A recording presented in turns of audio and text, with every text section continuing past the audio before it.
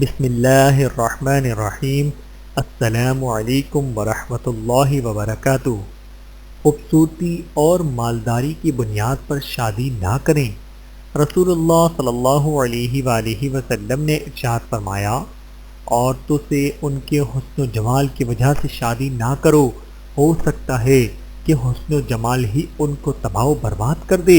इसी तरह औरतों से उनका माल और दौलत देखकर शादी ना करो, हो सकता है उनका माल उन्हें सरकश बना दे, बल्कि औरतों से उनकी दीनदारी की वजह से शादी करो।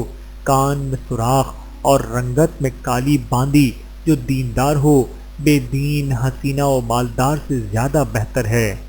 बहवाला सुनन इब्न माजा, हदीस नंबर 1859।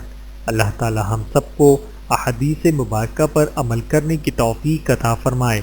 आमीन सुम्मा आमीन।